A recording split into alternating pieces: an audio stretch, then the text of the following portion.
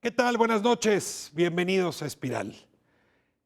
Este programa está dedicado a Adriana Manzanares, una mujer indígena de Guerrero, Meapa, juzgada, criminalizada por su condición de mujer, de indígena, de pobre, por una circunstancia de salud, acusada de homicidio en razón de parentesco porque perdió un bebé y la acusaron falsamente de haberlo asesinado. Su caso no es único. En Campeche, en Chiapas, en Guerrero, en otras comunidades indígenas, resulta el mismo problema. Comunidades que juzgan a la mujer por razones morales, que llevan su caso ante la autoridad judicial y autoridades judiciales que no saben discernir, que se hacen cómplices justamente de estos juicios morales y que llevan a las indígenas a padecer sentencias inaceptables. 32 años de prisión le dio el juez Adriana Manzanares. Hoy viene Espiral, nos va a hablar de su caso. Y también hemos invitado a los abogados que llevaron el asunto ante la Suprema Corte de Justicia y que 8 años después lograron su liberación. Los hijos de Adriana Manzanares, los mayores, han padecido la ausencia de la madre. Ella ha sufrido el abandono de su comunidad. Hoy está libre y al mismo tiempo expatriada. Hablaremos de ella y ojalá y su nombre se quede grabado. Adriana Manzanares. Comenzamos.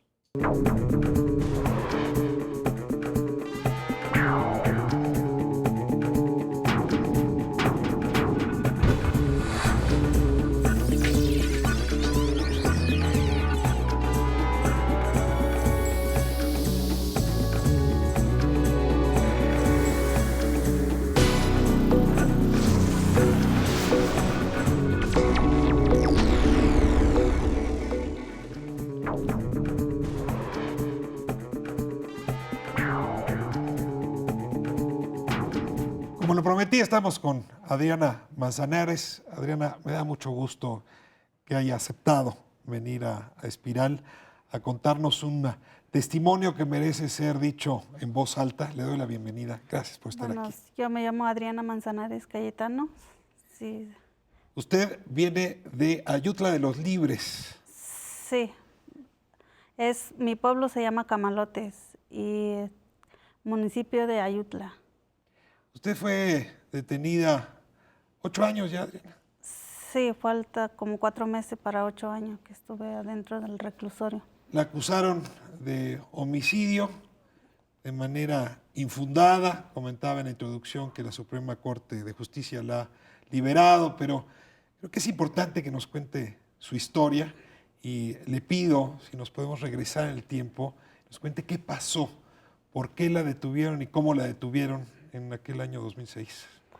Miren, fue de cuando estaba yo a mi casa, pues estuve embarazada y nació a mi hijo muerto y estaba sola y no había nadie en mi casa, nada más yo y con mis hermanos pequeños. Y de ahí pues, se fueron, mi papá se vino a Ayutlas y mi mamá también, todos del pueblo se vinieron a Ayutla. Y de ahí, usted estaba sola en su casa. Sí, sola estaba yo en mi casa y de ahí se vino, cuando regresó mi papá, bueno, se vino en un día. Su hijo nació muerto y usted decidió enterrarlo. Sí, de hecho porque estaba yo porque no estaba quien me dijera que no hiciera eso. Y no había nadie y más. ¿Qué edad tenía usted, Adriana? 19 años. 19 años. ¿Era su tercer hijo o su cuarto hijo? No, tercero. Tercer hijo. Sí. Y pues nació muerto y de ahí la alcé, mi hijo estaba muerto y no esperé que respire, pero nunca respiró. Nació antes de tiempo, no nació a los 9 meses.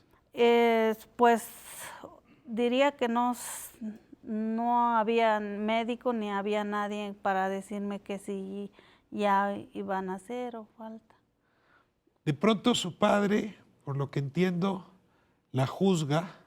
Sí. Y asume que usted cometió un aborto o la acusa justamente del homicidio. Es su papá directamente quien hace esta acusación ante la autoridad. ¿Cómo ocurre esto? Mire, me dice mi papá, me pregunta, le dije que mi hijo, pregunta a mi papá cuando llega, que dónde estaba mi hijo, que dónde estaba que yo tenía embarazada. Le dije dónde estaba porque porque me asusté demasiado. Le dije es que fui a enterrar yo sola y yo no sabía que era un delito o algo. Y yo fui y ya le dije a mi papá que sí la fui a dejar un terreno así común así. Y me dijo, sí, dice, voy a ir a ver los comisarios. Dice, Al comisario Gidal. Ajá, para que dé parte para que vengan a traer, vengan a llevar el niño, dice. Le digo, sí. Y ya, el mismo día que cuando me nació mi hijo muerto, y el mismo día fuimos al comisaría cuando mi papá dio parte que no estaba el niño ahí, que no estaba vivo. Y me dice mi papá, pues vamos al comisaría. Le digo, sí. Ya fui y de ahí le hablaron un ministerio público de Ayutla. Hicieron como 2, 3 horas, subieron ministerio público de Ayutla a mi pueblo. Y ahí la acusan de haber asesinado al niño en De lugar ahí- de asumir que había nacido muerto. Sí, Y se la llevan a usted.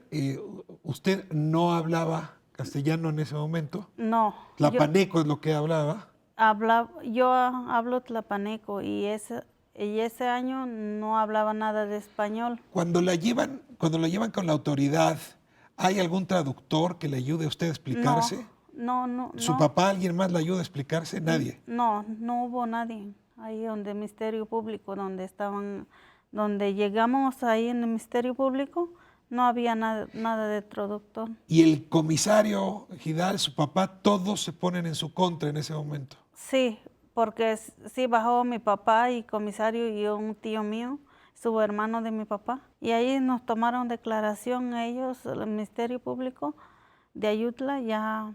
De hecho, declaración que yo di en el Ministerio Público, no firmé mi declaración. ¿Usted no la firmó? No, yo firmé otra declaración que que estaba haciendo otro ministerio público, pero de ahí mismo, de otro grupo, no donde estaba yo declarando. Piden una sentencia de 32 De 30, años ajá, en prisión. sí. ¿Cómo pasa eso? ¿Cuándo se da usted de cuenta que están pidiendo 32 años de prisión después de haber pasado por Casi en 5 años. 5 años tardó el proceso? Usted está en la cárcel 5 años. Sí, como 4 años, 5 años fue cuando me dieron la sentencia de 32 años. A ver, la voy a detener porque quiero que me cuente qué pasó en esos 5 años. ¿Usted tiene 2 hijos más grandes?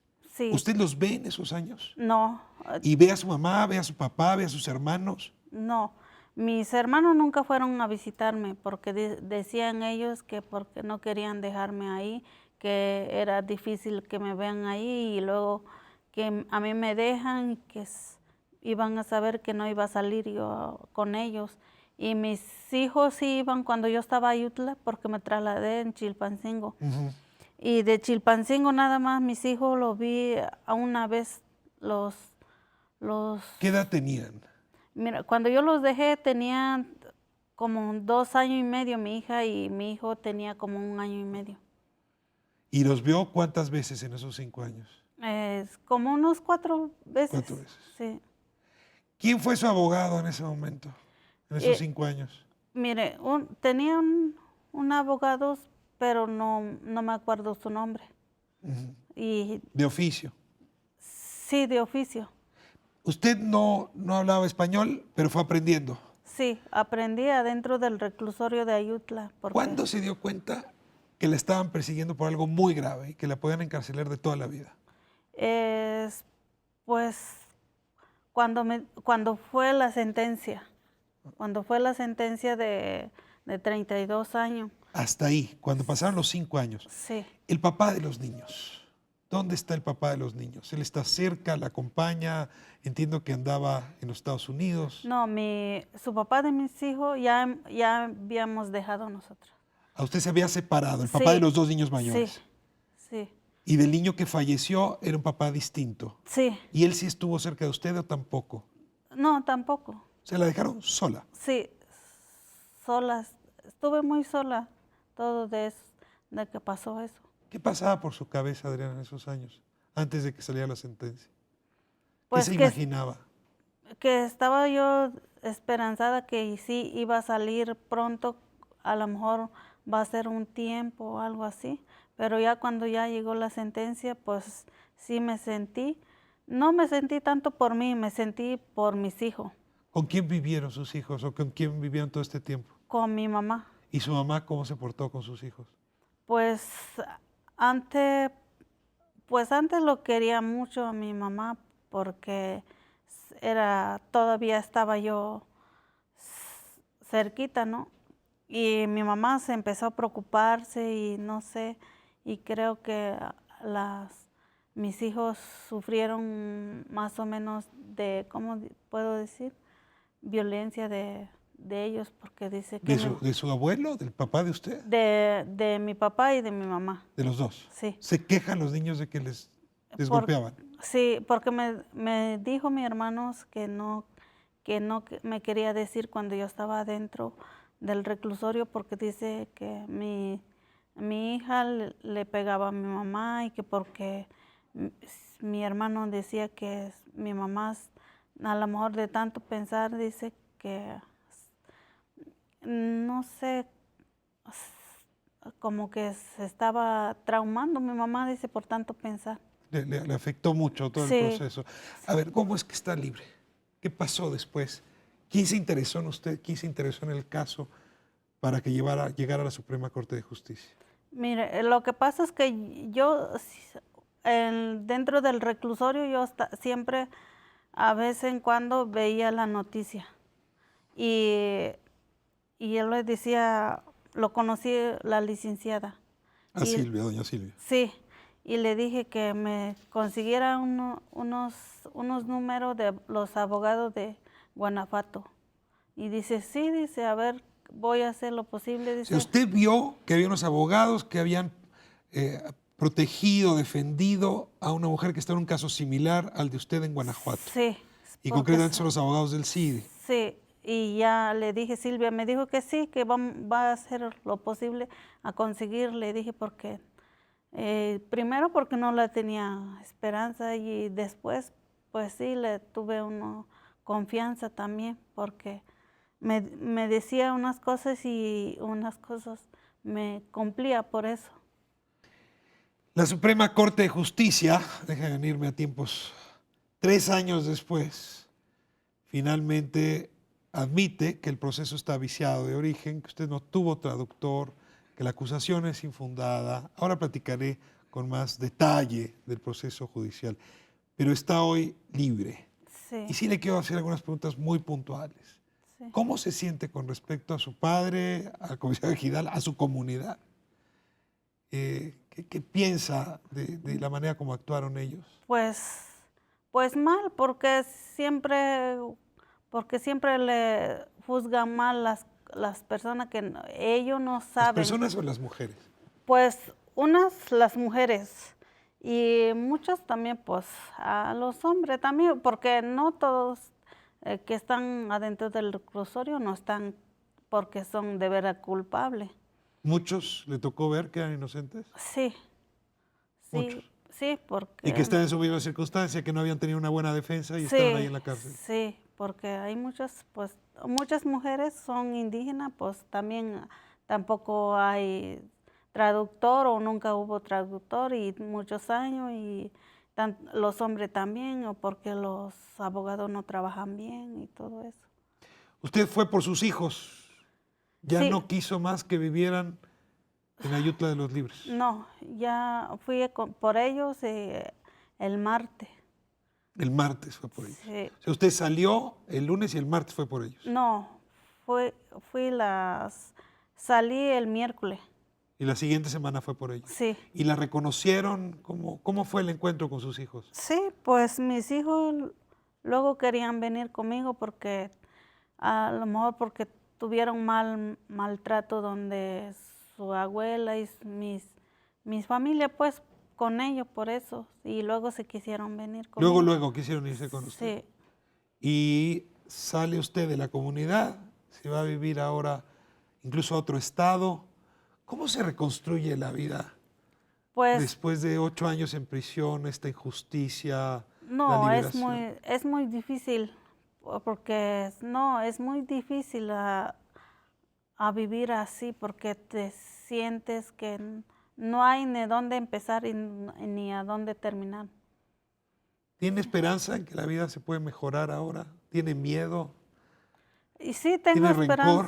tengo esperanzas de que sí voy a poder hacer, pero para mí es muy difícil y para mis hijos es muy difícil también, porque a mí es como llevarme a un lugar lejos donde nunca hay agua ni hay comida, nada de eso, y pues para buscar, para hacer, y pues es muy difícil. ¿Alguien le tiene que reponer o que pagar todo este daño? ¿A quién se lo reclamaría? ¿Al juez, al Ministerio Público, al comisario ejidal, a su papá, a la comunidad? ¿Quién debería resarcirle por lo que le ocurrió? Pues allá, pues no sé, mi papá, pues no, la comunidad menos. Así como son, la gente es muy... Creo que la Suprema Corte la liberó y que Sí. ellos se dieron cuenta que cometieron un error. Sí, de hecho, ellos como trabajan bien, pues saben lo que es malo y saben cuáles son lo que deben de castigar y lo que no. Sí. Adriana, pues yo le deseo desde aquí que la vida le ofrezca cumplirle esas esperanzas que tiene y que el Estado mexicano pida perdón por esta injusticia que cometió en contra suya y de sus hijos. Pues sí, pues yo lo mismo digo yo también, ojalá que puedan hacer algo, pues porque como verá usted también que es fácil decir a usted que pida perdón, pero perdón no van a crecer a más a mis hijos, perdón no van a estar haciendo, van a ver qué es lo que van a estudiar o qué es lo que van a comer a mis hijos. El perdón no resuelve. No. Elena, gracias por estar aquí con nosotros. Sí, igualmente. Regresamos un momento para hablar justamente con los abogados que llevaron el caso de Adriana Manzanares y también con quien desde el periodismo ha hecho una denuncia importante sobre el tema.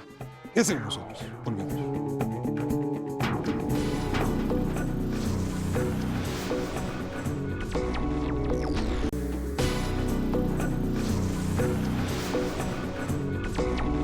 A continuación se da cuenta en primer término con el asunto número 5, amparo directo 21, diagonal 2012. Quejosa Adriana Manzanares Cayetano. El proyecto propone, primero, la justicia de la Unión ampara y protege a Adriana Manzanares Cayetano en contra de la autoridad y el acto precisados en los antecedentes de esta sentencia. Segundo, a través del medio de comunicación más eficaz, comuníquesele a la autoridad penitenciaria el sentido de este fallo y ordénese la inmediata y absoluta libertad de la quejosa. Ministro Arturo Saldívar, lee lo de la... Con el proyecto. Ministro Cosío Díaz. Ministro Gutiérrez Ortiz Con el Mena. proyecto. Ministra Sánchez Cordero. Ministro Presidente. Con el proyecto con salvedad respecto de varias consideraciones. Informo a la sala que hay unanimidad de votos a favor del proyecto. En consecuencia, se aprueba por unanimidad de votos el proyecto y al concederse el amparo de la Justicia Federal a la quejosa de manera lisa y llana, se instruye a la Secretaría de Acuerdos de esta primera sala para que notifique por los medios más eficaces y expeditos a las autoridades correspondientes que se ponga en inmediata y absoluta libertad a la quejosa Adriana Manzanares Cayetano y o Adriana Manzanares Cayetana, únicamente por lo que se refiere a la causa penal 053-1 diagonal 2006, materia del amparo que se resuelve.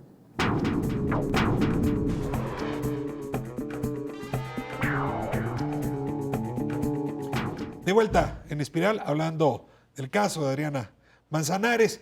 Y bueno, están varios de los actores de quienes participaron en sacarla de esa prisión, en liberarla, en llevar el asunto ante la Suprema Corte de Justicia. Y también quien ha dado voz a Adriana en la prensa, les voy a pedir que se presenten ustedes para que entremos directamente en materia. Leticia, comenzamos con usted. Pues soy Leticia Bonifaz, directora de Estudios Jurídicos del CIDE. Silvia ya la citó hace un momento, Adriana. ¿Nos puede, por favor, decirnos quién es usted? Mi nombre es Silvia Castillo, soy defensora de derechos humanos y trabajo en el Instituto Guerrerense de Derechos Humanos, ACE.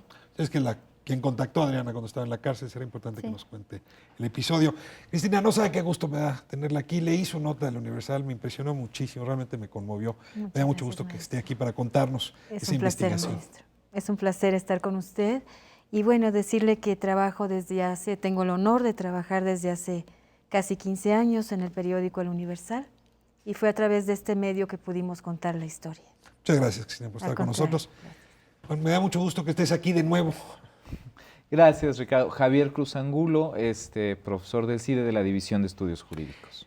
Has llevado la clínica del CIDE, Javier, has traído aquí varios temas. Creo que la primera vez fue con el asunto Acteal, pero cada vez que había un litigio fuerte, te ha tocado estar en este lugar y celebro, Javier, que estés con otro triunfo. Muchas gracias, Ricardo. Por Adriana.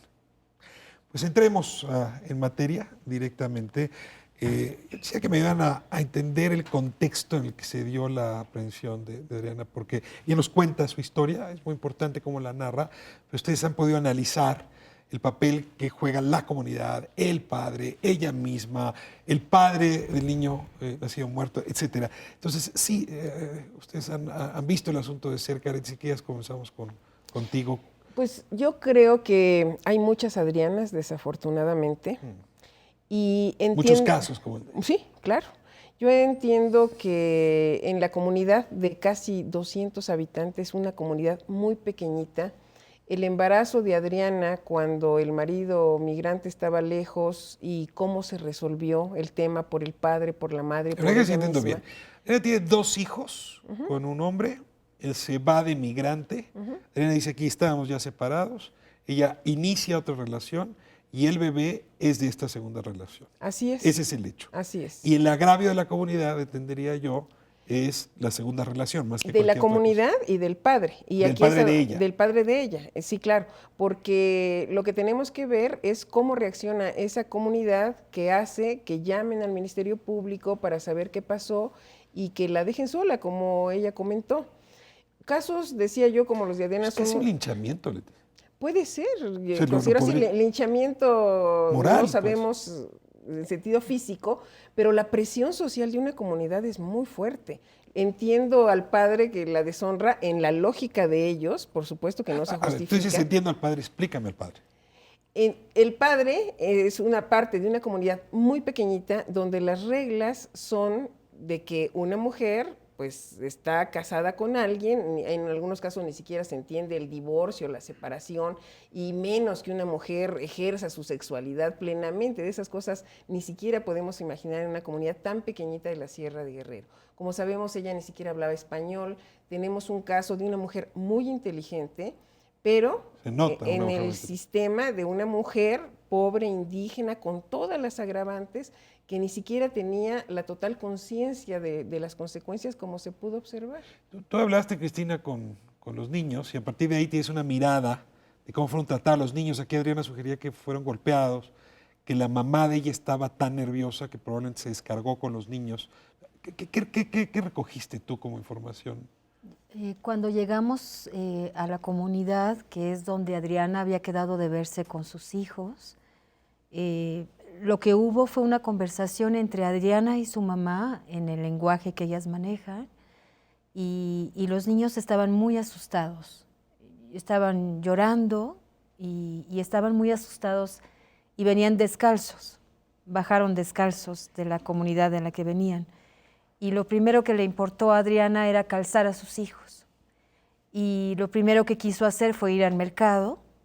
Silvia fue quien le dio los recursos económicos para que compraran ropa y calzado, porque los niños no solo venían pues con hambre, sino también sin calzado y sin ropa. ¿Tú percibiste, porque lo mencionas en tu nota, que los niños habían sido maltratados, golpeados, abusados? Sí, se veían muy asustados y lloraban todo el tiempo con el encuentro, en este encuentro con su mamá.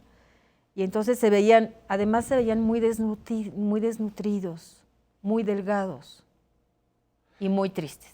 Silvia, Adriana decía hace un momento, mi madre se puso muy nerviosa, no supo cómo manejarse, eso le contaba a su hermano, y probablemente de ahí venía la agresión. ¿Qué parte de la historia le tocó a usted observar con respecto a la relación con la familia? Yo esperaba que la madre mostrara más su alegría al ver a Adriana. Sin embargo, a pesar de que no entiende el español, no lo habla, y a pesar de que, bueno, la conversación fue en tlapaneco, sí se notaba coraje de la señora, ¿no? Mucho coraje. Yo me acerqué, ¿Por la liberación? saludé, no entendí qué sucedió, porque en ningún momento nos regresó a ver, me contestó lo mínimo y Pero la Suprema Corte de Justicia de la Nación la liberó. Sin embargo, esa sentencia es menos importante que la sentencia que la comunidad ya había hecho sobre Adriana. sí, ellos no entienden y no van a aceptar que cometieron un error. Yo quiero entender que la mamá estaba un poco molesta porque Adriana no fue directamente a la comunidad en el momento de salir. No. ¿Cómo iba a ir a la comunidad? Porque además... La comunidad la juzgó, ¿no? Sí, pero ellos esperaban que ella fuera, porque el papá ya estaba preparado para que Adriana le pidiera perdón, ¿no? Por lo que había sucedido. Y entiendo que, bueno, ya pasaron varios años, representaba una carga a los niños para ellos. Para ellos. Y entonces, bueno, la niña, yo le veo las manos, el cuerpo, la resistencia que tiene a que se le salude, que se le abrace. Y pues ya era una mujercita en su comunidad. De hecho, en esas comunidades tiene 12 años. Y ya a los 13, 14, bueno, pues ya se casan, ¿no? Entonces se le nota en las manos. Ahora regresamos con la familia. Javier, ¿cómo te llegó el asunto? ¿Cómo le llegó a la clínica del CIDE? Bueno, llegó en un paquete de casos, Ricardo, que se nos pusieron eran dos mujeres, Adriana y Virginia, las dos en la Sierra de Guerrero. Ambos estudiaron y empezamos a trabajar en ello. Ahora, acusadas de homicidio. Adriana en principio estaba acusada de homicidio como tal. O sea, en ese caso no es aborto. No lo juzgan como un aborto. O sea, juzgan con homicidio. Se juzga como un homicidio y hay que ver que de las constancias ya propias de lo que uno puede observar, eran realmente 5 meses los que tenía Adriana de embarazo, ¿no? Pero digo, ella no sabe bien porque no había médicos. Yo había leído que era 8 meses. ¿Sería 5 meses? ¿El niño lo pierde a los 5 meses? Lo que pasa es que de las mediciones que se hacen ya, que obran en su necropsia, de las dimensiones logran arribar un poco a temporalidades aproximadas porque efectivamente nunca había un médico. Imagínate que no sabía ni siquiera el tiempo de gestación y además normalmente donde hay mala alimentación tampoco tiene el mismo tamaño que un niño que va teniendo... ¿Cómo argumenta el Ministerio Público el homicidio? A ver, ¿cómo construye? Así, pedías un momento, les decía, a ver, entendemos la lógica del padre, ahora te pido, ayúdame a entender la lógica del Ministerio Público, porque que la comunidad piense lo que quiera, el Ministerio Público tiene un papel y justamente es construir el caso o deshacerlo. Bueno, básicamente el Ministerio Público también refleja un poco los valores de la comunidad. Es parte de la misma comunidad. Está cerca de la comunidad, pero también los va impregnando el expediente de fraseos como que producto de la relación extramarital, varios fraseos que tienen... ¿Aparece el expediente que es producto de una relación extramarital? Sí. Como de juicios de valor. Sí, juicios de valor. Entonces el Ministerio Público lo que trata de decir es que su teoría del caso, lo que él le va a presentar al juez, le dice, mira, esta mujer inmoral tuvo una relación extramarital, Como no Quedó quería- embarazada. Quedó embarazada, no quiere asumir las consecuencias y por supuesto que ella mató al bebé. Entonces, esa es su teoría del caso. Eso es lo que él le va a contar al juez. Mira, juez, la mujer inmoral no quiere asumir sus consecuencias, ya regresó el esposo y ahora que se ha dado cuenta de todo esto, mata al bebé. Esa fue su teoría. Adriana dice que el niño nació muerto. Eso se va a demostrar, eso se demostraría en juicio más adelante y lo argumentaríamos en juicio más adelante. Pero ¿cómo pueden acusarla de que el niño nació vivo si nació muerto? Básicamente perdón. el Ministerio Público practica esta prueba de la dosimacia, que es... ¿Perdón? Dosimacia. ¿Me explicas qué es la prueba de la dosimacia? Bueno, mira, básicamente Hipócrates hace como ya más de 1000 años, más de 2000 años, inventó... El que hizo el juramento médico. El mismo que vistió y calzó. Básicamente él trató de diseñar una prueba básica para hacerse un ser humano. Había nacido vivo o muerto y la prueba consiste en aventar los pulmones a una cubeta de agua y el razonamiento de Hipócrates fue, si estaba vivo, los pulmones se llenaron de aire, ergo flotan.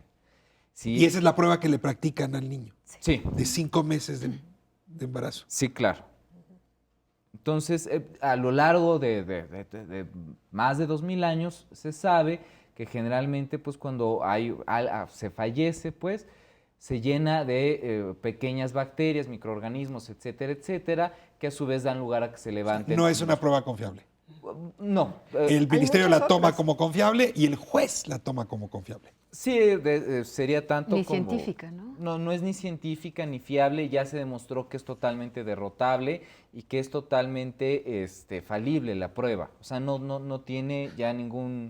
Ahora, Cristina, ¿cómo le hace el juez para de golpe, con estos elementos tan débiles, dictar una sentencia de 32 años a una chica de 19 años en estas circunstancias, Pero- sin haber tenido un traductor, sin entender?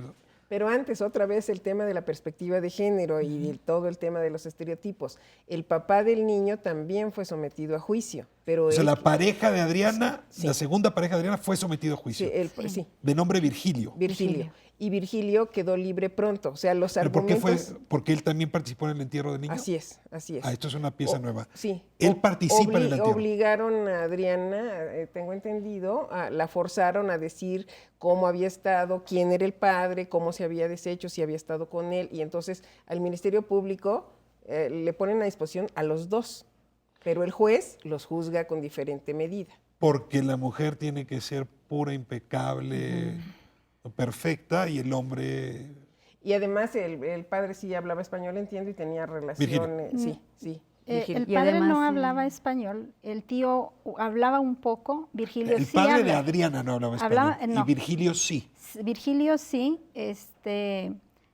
lo detienen él sí, efectivamente, las pruebas que para él no fueron válidas, para Adriana sí.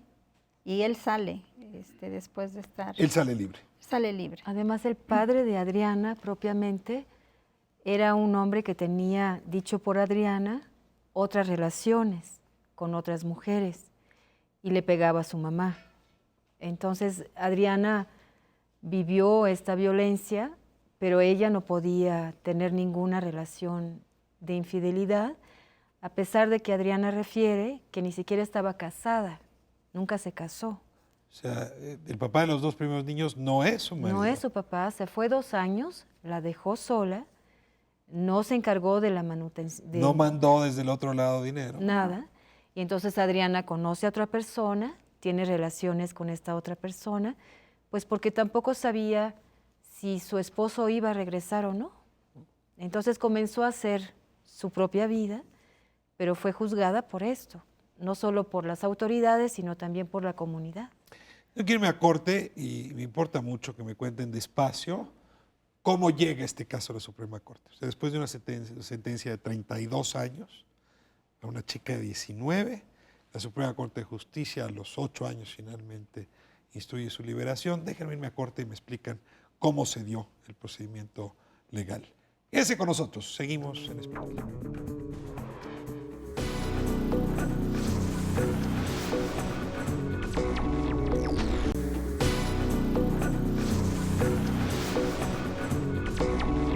Si muy, muy feliz por Adriana en principio porque significa ya su libertad después de 7 años de estar en la cárcel y segundo porque por fin encontró justicia y eso me parece muy importante para el resto de los casos que existen en este país. Estos casos en general lo que está en juego son los prejuicios de género contra el ejercicio libre de la sexualidad de las mujeres, a fuerza que las mujeres tienen que ejercer la maternidad en las condiciones que sean y cero libertad para el derecho a decidir sobre nuestro propio cuerpo, pero en este caso de homicidio en razón de parentesco similar al de Adriana, lo que está en juego son los criterios morales católicos de la infidelidad hacia los hombres. Estamos de vuelta en Espiral, hablando del caso de Adriana Manzanares. Javier, me importa mucho que le expliques al auditorio cuál fue el razonamiento de la Corte. Primero, para atraer el caso y segundo, para liberar a Adriana. Bueno, la atracción la hizo la señora ministra Olga Sánchez Cordero, hizo suyo el caso y el punto central que manifestó es la preocupación de lo poco fiables que son las pruebas periciales en México. O sea, que había que decidir y sobre todo esta prueba que mantiene a muchísimas mujeres encarceladas. O sea, La de los pulmones, la de Hipócrates. Exactamente. Más por aborto que por homicidio. Más que donde les cambian de aborto, homicidio, es gracias a aventar esto a una cubeta. O sea, se usa mucho en México esta prueba. Sí. Sí, muchísimo. Entonces, Olga Sánchez Cordero dice, este es un caso que nos permitiría derrumbar para siempre el uso de esta prueba. Así es, la señora ministra dice, este es un punto fundamental porque está permitiendo trasladar abortos espontáneos o aborto a homicidio con relación al parentesco. Entonces, esto es fundamental que lo decida la Suprema Corte. ¿Lo atrae la primera sala? Así es, lo atrae. Cae en manos del ministro Saldívar el proyecto. ¿Y cuál es la argumentación del ministro Saldívar para liberar a Adriana? Básicamente toda la argumentación del señor ministro Arturo Saldívar Lelo de la Rea está en insuficiencia probatoria, ¿no? Falta de elementos. Falta de pruebas para acreditar, se refiere también en algunas partes a esta cuestión de lo poco fiable que es la prueba y hay un argumento también en síntesis sobre que no se pueden cambiar delitos durante las diversas instancias. Ella no hablaba español. No. Y no tuvo traductor. Algo debe servir eso para decir que hay un proceso viciado. Claro, el señor ministro por eso va sacando ciertas pruebas, porque cuando llegan el padre de Adriana y llega el tío que es el comisariado ejidal y tienen a la vista su declaración, varios empiezan a retractarse porque dicen yo no pude haber vertido esta declaración porque yo hablo mepa, y esto está escrito en castellano, señores, la verdad yo no sé qué es esto. Entonces así se empiezan a eliminar pruebas. Mepa que es tlapaneco. Exactamente, es la lengua originaria de Adriana. Entonces esto empieza a sacar acervo probatorio. Entonces, y también hay una visión, hay una cuestión muy importante que ahí debe de haber o sea, el Ministerio Público construyó falsificando las declaraciones de la comunidad. Sí. Inclusive, Javier, perdón que interrumpa, maestro, que decía Adriana, refería a Adriana que ella firmó porque le dijeron que firmando le iban a devolver el cuerpo de su hijo. Entonces también hubo ahí un engaño. ¿Por eso firmó la declaración? Por eso firmó la declaración, según argumentó ella. Yo entiendo que el juicio estaba lleno de irregularidades y que la razón por la que atrajo la Corte y luego los razonamientos del ministro Saldívar ya fueron diferentes, incluso distintos a los del ministro Pardo. Se logra la unanimidad. Es lo que le iba a preguntar. ¿Fueron los 5 ministros? Sí hubo unanimidad. Hubo un intenso trabajo para convencer con argumentos de los integrantes de la clínica del CIDE. Los estudiantes jugaron un papel también muy importante en cómo se involucraron en el caso, pero lo más relevante es que al final es la libertad. En muchos casos me dijeron, pero se vale que atraigas por una razón y al final liberes por otra, o sea, porque te decían la razón por la que atrajo pidió la atracción a la ministra Sánchez Cordero no es la razón porque al final se queda así. Lo importante es que se vea la cantidad de cosas irregulares. Estás hablando de lo que hizo el Ministerio Público, pero también la ausencia del defensor de oficio y el tema del idioma, de la lengua.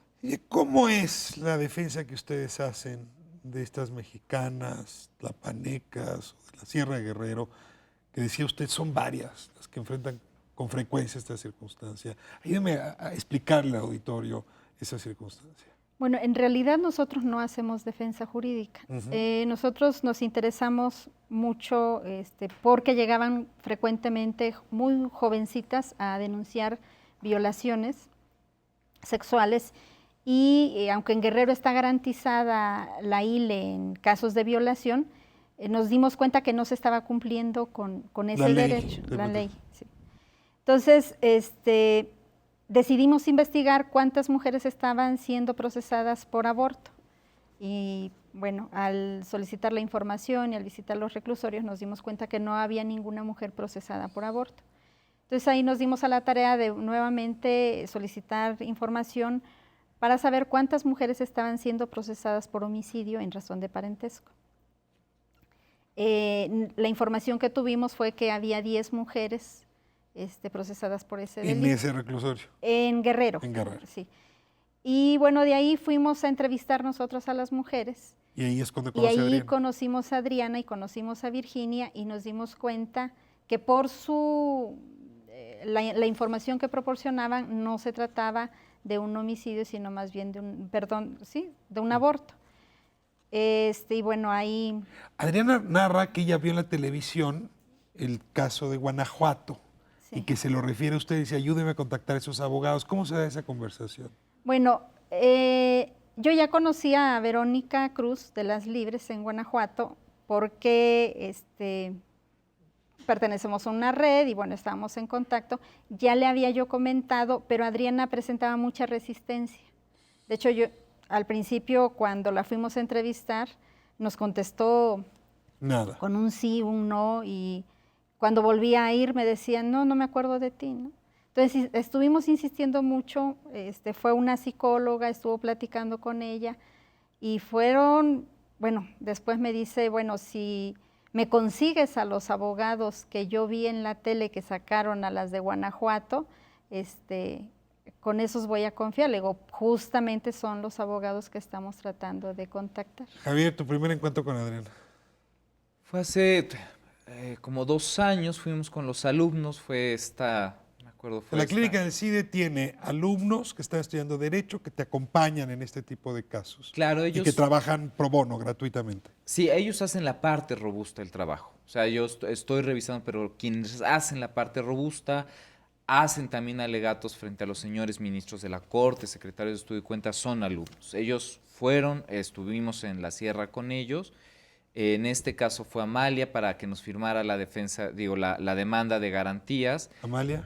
Está Amalia Rojo, que fue alumna de la clínica, ahorita ya está trabajando en otra parte, y fue el alumno Luis Enrique Luengas. Entonces fue Amalia, fue Luis Enrique, estuvimos y nos firmó allí la demanda. Efectivamente hablaba bien poquito castellano, pero sin embargo tiene siempre como se podrá notar, un encanto especial, Adriana, ¿no? Entonces, este brillo, esta alegría, no sé. Entonces, incluso Amalia se quedó un poco más, platicó con Amalia mucho más tiempo, nosotros ya salimos con la demanda firmada y ya regresamos. Y estuvimos platicando con ella a lo largo, yo regresé una vez a platicar con ella y esta fue pero conversaciones muy breves. Uh-huh. O sea, por la cuestión y tratándole un poquito explicar qué estaba pasando en esto. Confió en ustedes. Sí, así es. Confió en ustedes. ¿Tú viste que el caso podía ganarse? Sí, claro. Ahora les voy a hacer la pregunta que sigue y es obvia. Le robaron 8 años a Adriana Manzanares. Le robaron a sus hijos el contacto, el cariño, el afecto de su madre durante 8 años. Fue un acto absolutamente injusto. Primero de la comunidad, después de la autoridad judicial. Ahí muere. A ver, perdón, Neti. Después de eso, nada, ya. Lo que sigue, el siguiente capítulo, o tendría que haber algún tipo de resarcimiento del daño cometido por el Estado mexicano, por un mal trabajo del Ministerio Público, mal trabajo del juez. Pues mira, nosotros estamos valorando justamente si se plantea o no una responsabilidad. Yo creo que lo urgente ahorita es la atención de los niños de Adriana. ¿De quién se va a hacer cargo? ¿Libres tiene que hacerse cargo? No, ¿Quién? no, ahorita, bueno, está en casa de ella, pero lo que le preguntamos qué quieres hacer y dice, yo lo que primero quiero es que los niños vayan a la escuela, pero los niños no pueden ir a la escuela ahorita, pues porque no hablan español. Entonces yo entiendo que los niños muy pronto van a poder aprender el español y tendríamos que ver dónde se van a quedar a vivir, porque la comunidad además es la pena del destierro. Pero estás ¿no? hablando en primera persona del plural. ¿Quiénes tendrían que hacerse cargo? ¿Ustedes de buena voluntad Lo o el estamos Estado haciendo mexicano? porque un caso no puede terminar con que sale y ahí O sea, se la queda, clínica ¿no? del CIDE se está haciendo... La clínica del CIDE no, yo creo que ya somos las personas, ya no es prácticamente la institución.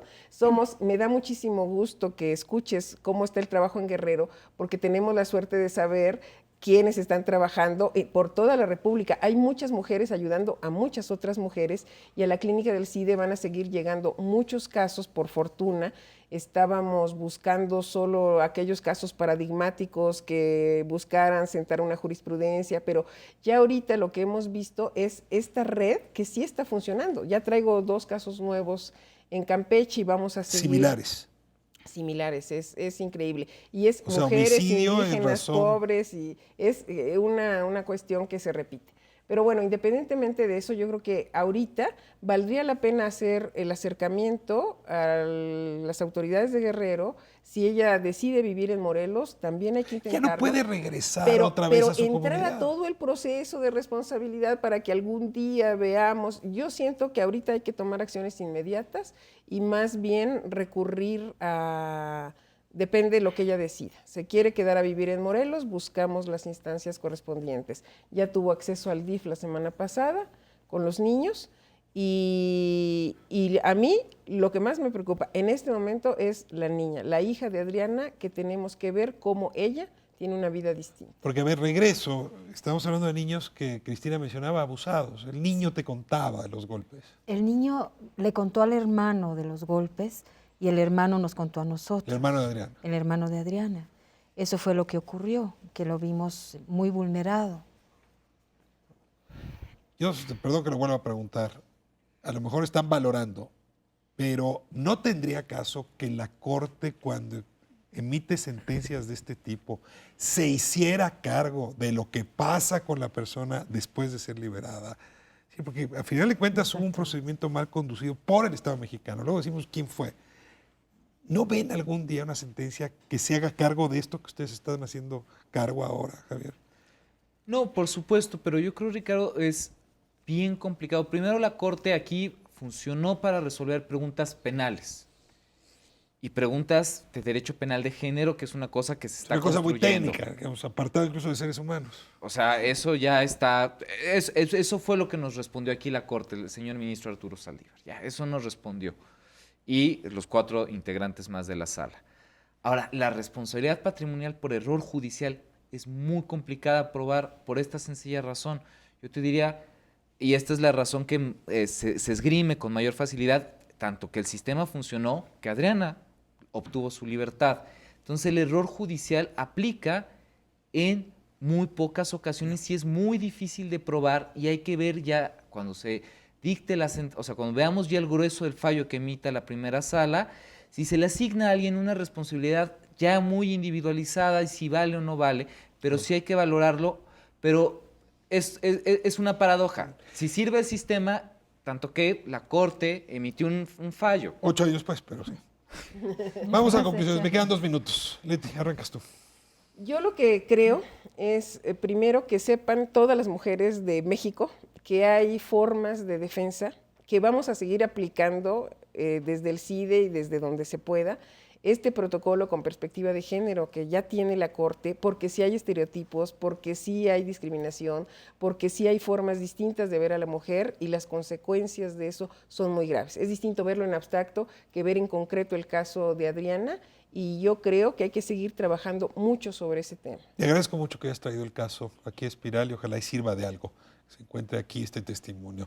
Cristina, te toca a ti cerrar. Yo lo que diría es que por este caso tengo hoy el privilegio de estar frente a usted, que a tanto admiro, y haber conocido a Javier, a Patricia, a Silvia, que que son personas que me han enseñado pues justamente eso, la lucha que se puede dar por una mujer y cómo revertir su situación. Es raro que la prensa tome un caso así y le dé una página entera, como fue el caso. ¿Por qué el Universal le dio una página entera? Pues no lo tengo muy claro, pero creo que también tiene que ver con que fuimos hasta el encuentro con los hijos. Es decir, O sea, como haberse acercado a los hechos. acercarnos a los hechos como el único medio que lo hizo y haber tenido esa oportunidad de narrar cómo fue el encuentro humano entre Adriana y sus hijos. Cristina, muchas gracias por Al haber compartido contrario. esa historia. Silvia, le toca cerrar. Pues muchas gracias. Ahorita estamos aprendiendo muchísimo de Adriana. Es una mujer muy valiente, admirable. Y a mí me sorprende y quisiera que los jueces que la sentenciaron vieran el amor con el que está recibiendo a sus hijos. Como yo le decía a Adriana, va a ser un poco complicado que después de 8 años o casi 8 años hayas estado separada de los hijos, o sea, ¿cómo vas a...? Ella decía, es que tengo que volver a aprender a ser madre. Y yo digo que no, o sea, porque le ha nacido, los trata con un amor, un cariño. Fue por sus zapatos en cuanto los vio. Sí, inmediatamente y tuvo un cambio radical, ¿no? Muchas gracias, Silvia. Javier, cierras tú, 2 segundos. Yo retomo una parte de lo que dijo la doctora Bonifaz. Creo que sí hay que seguir litigando estos casos. Llevamos otro caso en Guerrero que se llamaba Virginia. Ella salió en apelación, no necesitó llegar hasta la Suprema Corte, pero sí es bien importante seguir llevando este tipo de casos con una visión distinta, porque sí, sí se está juzgando de manera distinta a hombres y a mujeres, y me quedo con la frase de a veces pesa más la sentencia comunitaria que una sentencia de la Suprema Corte. Javier, muchísimas gracias. Gracias por esta lección ética ciudadana de defensa de derechos tan fundamental que por lo pronto hoy le dio la libertad a Adriana Manzanares. Nos vemos la próxima semana, miércoles, aquí en 11 TV México. Gracias por habernos permitido entrar a su casa.